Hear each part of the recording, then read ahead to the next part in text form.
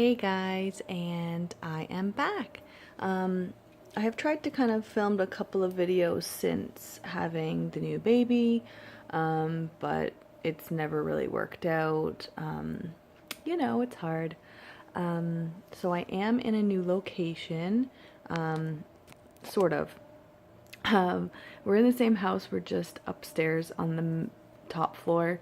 The main floor we're still in the process of switching. We're actually still renovating a bit of this space as well.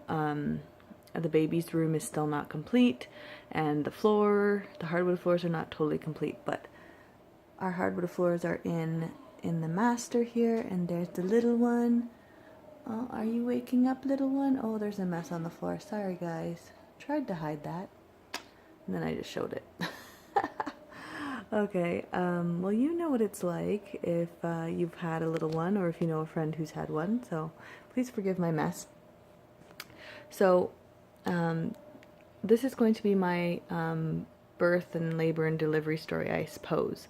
I'm sorry, I know the camera's over here and it's very awkward, so I'm going to do my best to sort of try to look there.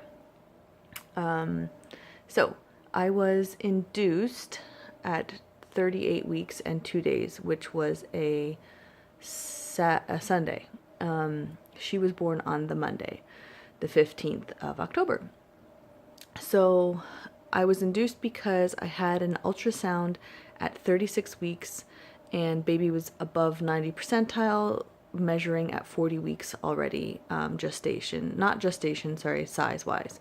So she was measuring very large, and since Erica, my first, was over 40 weeks and only 8 pounds, 3 ounces, this baby was already measuring larger than that. So at 36 weeks, the baby was measuring larger than my first at 40 weeks, 5 days. So I was induced at 38 weeks because of that. We wanted a vaginal delivery, and we wanted to avoid the same complications that we had with my first. If you haven't watched my first or don't know this is their first video, welcome. And my first daughter's name is Erica. She's 2.5, well, she's almost 2.5, and she had to stay in the NICU. We had a big meconium issue because she was over 40 weeks, and I really wanted to avoid 3 hours of pushing. That was another thing. And yeah, so those kind of complications, because the NICU really set us back for a lot of things. My milk didn't really come in because of that, and I had a hard time bonding with her at the beginning. I was just so stressed out, and anyways, long story short, we wanted to avoid those things. So my OB was happy to book an induction at 38 weeks, so hence that's what happened. So with my first induction, being over 40 weeks, I went in, I think it's supposed to be like 8 a.m. They break your water, and then they start you on the Pitocin after your waters are broken and things start to pick up. So or oxytocin, I'm not sure what exactly it's called. I think it's oxytocin. Anywho, baby squeaks. I went in at 8 or so and got my water broken, and things, went on a steady pace. I went from, 0 to 10 in the 12 hours essentially, or just under 12 hours, so 8 to 8 kind of thing. And then 3 hours of pushing topped me off at 15 hours. So long story short, that's how the first one went. So this one was an induction again. It was basically all the same situation. I actually ended up having the same OB, which was not my OB, but I ended up having the same one that delivered my first daughter, which at the time I really didn't like him. With the 3 hours of pushing, he just seemed like he didn't care. I don't know, I didn't really like him. I didn't care for him during that labor and delivery. This one, he honestly, I love him now. It's so funny how things can change. I absolutely love him. I think he's fantastic. I would go back and see him for sure. I would even have him as my gynecologist or something because I loved him. He was very personable to me. He even like took my husband's camera and like took pictures for us right after delivery. Oh, he was so sweet. Anyways, I'm getting all over the place here. So, this induction was exactly the same. I was GBS positive, just like I was the first time, and so they needed to do the antibiotics. So we were doing the antibiotics, and then they broke my water, and then this one was a lot slower because last time I was on the Pitocin or Oxytocin by like 8 or 9 a.m. This one I wasn't on until 12 p.m. So so it officially got started around 12 noon, even though I was there at like 7.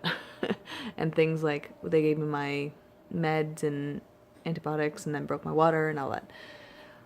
So they kept wanting to wait. I don't really understand why. I think because it was a second delivery, they were expecting it to go really fast. So I think that's why they were kind of pushing it off.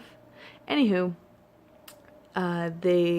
we got started and essentially nothing happened. I was on the meds for a very long time.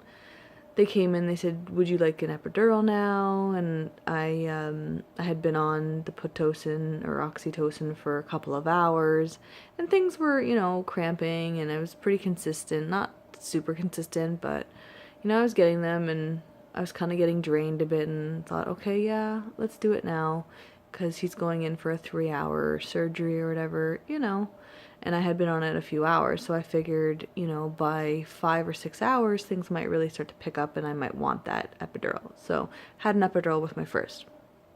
So,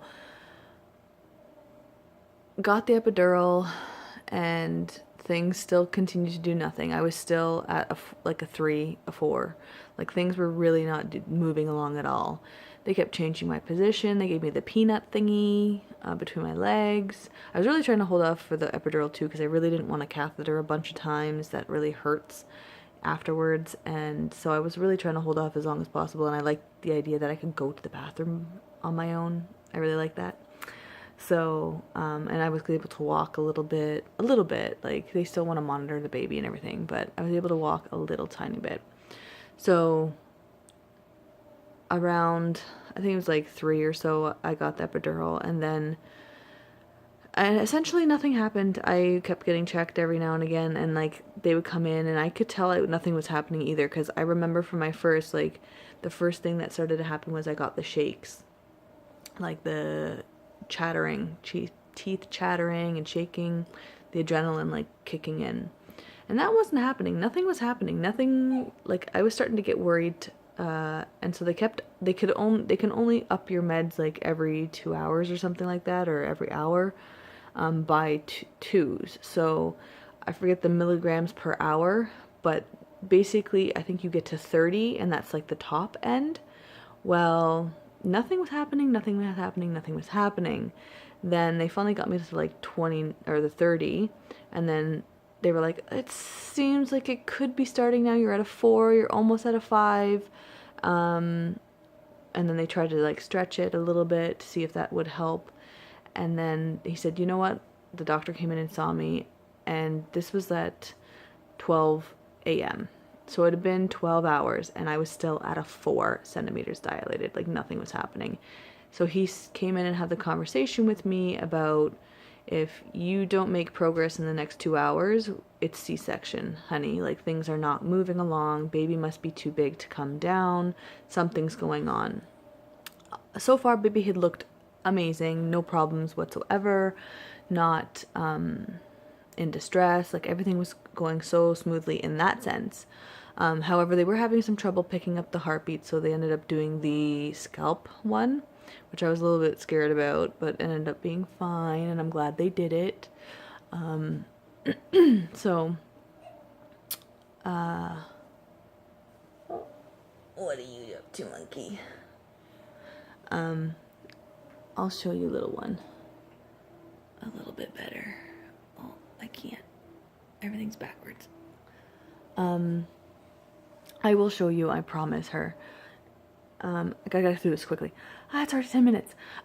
Stressful. So at 12 hours, we had that conversation, and then I broke down in tears, and he was really sweet about it. And he's like, I'm not, and I said, I'm grateful for you telling me. I'm just really, that's not the news I want to hear.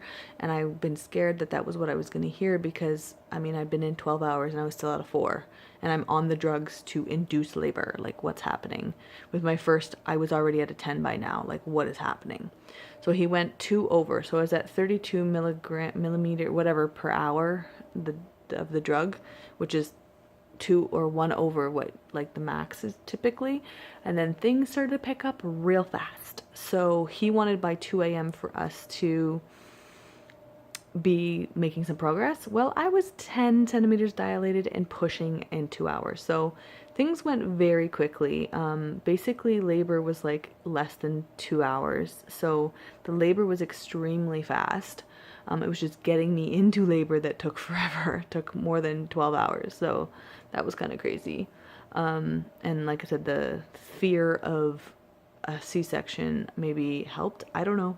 But I was really, really scared to have a C-section. Mainly because I'm a big girl. I have a big tummy. I have a big belly. And I know like keeping stitches closed can be an issue. And yeah, I was a little, and oh, my epidural did not work, by the way. It only worked on one of my legs. My other leg was completely fine. Could use it, could feel everything. Could feel everything below my hips, essentially. So I don't know what was numbing. I mean, my right leg was numbed a bit in my thigh, and on my right hip a little bit, but my left was like nothing was going on. And then so baby's heartbeat started to decel once I was like starting to push, and that told them that the cord was around the neck, which I heard is in 10% of all births, so they weren't super concerned. However, they were saying you gotta get her out quick, like she's not liking when you're pushing, and she didn't like when I was on my left side, so that was kind of interesting too. So I couldn't lay on my left side, and I had to get her out quick. So in 4 contractions, so 3 pushes each, I was able to get her out. Thankfully, she was completely fine. She had a great APGAR test score. Things were doing great. She came right, like I had always dreamed that, like, when the baby comes out, they put them on your belly, they clean them up and do all that, and then the baby comes right back to you after like the quick little like weighing and suctioning and all that. That all happened. So I was so happy because, again, with my first, she was rushed away. I was alone. My husband went with the baby and I was left there alone being stitched up and like totally scared. And so this was like a dream come true. And then she nursed for like 2 hours. Oh, it was beautiful. This time was beautiful. Okay, so without further ado, our little girl's name is Avery Rose.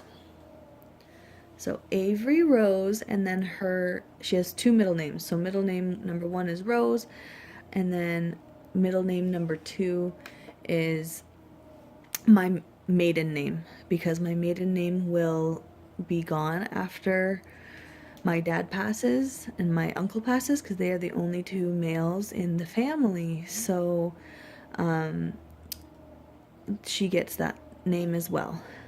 I can see I'm running out of time, so I thank you very much. She was 8 pounds 5 ounces and 19.5 inches long, so she was a bit shorter than Erica, so but chunkier. So she's super cute and she is a fantastic baby. Thank you all for watching. Comment below. Bye bye.